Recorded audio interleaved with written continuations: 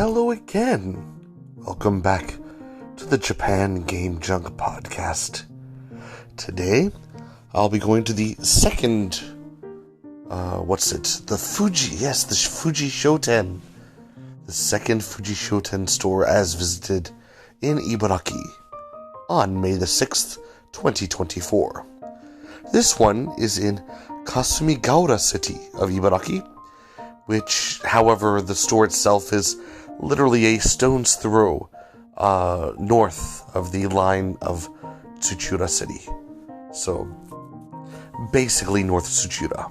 But, anyway, this store has had some stuff I found over the years, and here's some things that were there on this day. First I noticed was a nice Xbox Series X, used but complete and in decent condition, for only 49,800 yen, about 10,000 yen cheaper than than when you get boxed new, which is still a bit hard to find in Japan. So, if mine ever broke, I could come here and get another one, I guess. It was also the version with Forza Horizon 5 included, but that download code, of course, would not work anymore. Also of note was the red Game Gear Micro for 59.80 yen. A bit more expensive than what I would pay for it, but cheaper than most places. Let's see, what else was here? There was, for the Xbox 360, a weird game, it's Muv-Luv. Yeah. A twin pack, 2 games in the Muv-Luv series on the Xbox 360 in a very big box, with these weird characters which look like they wear like bikinis made out of latex or something. And they got these weird head things on. They're like futuristic shooting gals or something, but they're trying to be all sexy, which I appreciate. But it's a nice big box with the twin pack there. 4,000 yen. I think it's a bit cheaper than I've seen elsewhere. At least when I've seen in Akihabara, so not too bad. Also, a game that's, I'd never really seen before, but Calling for the Wii. It's a weird horror game, and it's got like one of those old flip phones on the front with this girl with a serious look on her face, this CGI girl, and it says there's the subtitle, the black the black phone ring. But yeah, it's by Hudson. I'd never heard of it before, but it must be good because it's 5,100 yen. It's a lot of scratch for a Wii game these days. Anyway, also what I thought was very good was the Dead or Alive 5 final guidebook. So all the different characters are there and all the stuff, but also all the art is there. So since the purpose of this game is to look at all the ladies, that maybe someone who's too timid for pornography could buy this book for 1,000 yen and use it for their own sexual needs when they get all bricked up. Also, a game that I did purchase when I was there, JGJ no Kitaro, the old animation about the boy who's got one of his eyes taken out, but the eye is his father and he flies around or whatever. Not sure what kind of game it is, but it was missing the manual. It just had the disc and the insert, the CD, the case insert. But at 500 yen, that's super cheap. So I'll take a look at that in the future and hope that it's fun. I'm guessing it might be RPG-ish or adventure game-ish and all that, but still, it was such a good deal to have this game in my collection for a super cheap price. A junk price, if you will. Also, something that I thought was strange was Stray. So this is that Sony game, right? That was the first Sony exclusive, although it's coming to Xbox soon. Stray, brand new in box, kind of large boxes, so I'm guessing there's some premium items inside. But there were 2 in the showcase, both exactly the same, for exactly the same price of 6,800 yen. Now, one of them is the PS4 game that says PS5 upgrade compatible. The other one is the PS5 game.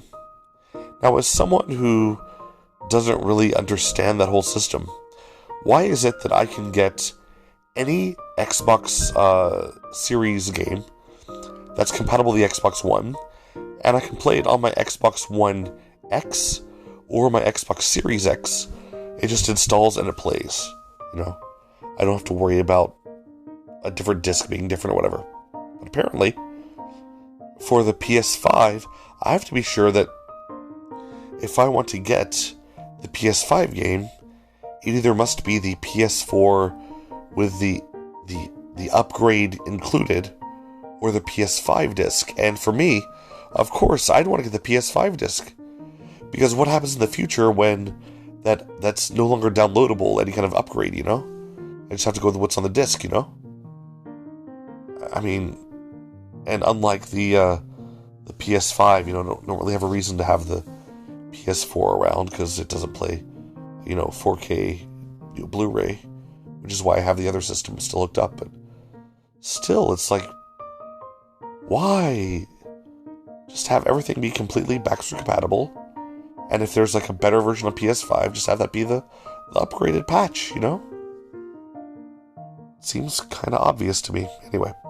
But both games looking identical except for the logo in the top left for PS4, PS5, and the bottom right corner of the PS4 that has that upgrade included logo, otherwise totally the same. Right beside it was a Persona 3 Reload limited box for PS5, 17,300 yen.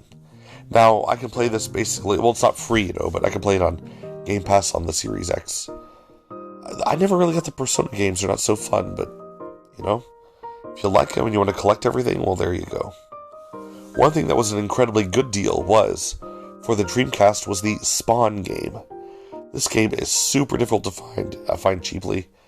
I have seen it in the Sudagaya in Koga City of Ibaraki, and there it's always like 9,000 yen. You know, usually find it for around the 10,000 yen range, but only 5,000 yen here. Now it is missing the slipcase.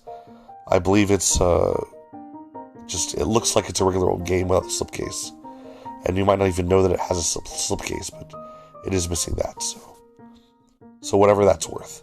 Apparently it's worth 5,000 yen or so. And also, a weird thing I saw,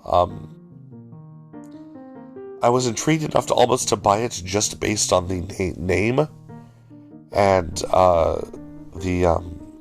just the weird box art, but I think it says Cat the Ripper, and it's some sort of a detective game, but it's for the Saturn for 2,000 yen. But when I looked it up, it looked really, really obtuse. And just to have it that much, you know, have it pay that much for something just for the collection when it's not really so rare, I don't know, but yeah. Cat the Ripper. Cat the Ripper. It's something else. Alright, anyway, so just a few things that I saw there in the Fuji Shoten of what was it? Yes, Kasumigaura City of Ibaraki. And as part of the same shopping complex. You know, it has that, it has a shoe store, it has a like a big general store, like a Walmart kind of store, but also there's a Domino's pizza. So I noticed that going in, and just on my phone there, as I was going into the Fuji Shoten, I made a little order on the mobile app, on the Domino's app, and then when I left the store, I just walked over and picked up some pizza to take with me. It was a wonderful experience. Cheap pepperoni pizza. Very, very inexpensive pepperoni pizza. What a day. What a day. I bought the Gegege no Kitaro game, and I got the Domino's pizza, which cost twice as much. But anyway, that's enough pizza talk. Thank you very much for listening. Have a wonderful evening, and don't forget to catch every future episode of Japan Game Junk's podcast, and watch every episode that comes out on the Japan Game Junk YouTube channel. It literally is a media empire. All over your phone, all over your TV. You can't get enough of me. Bye. Bye. Bye.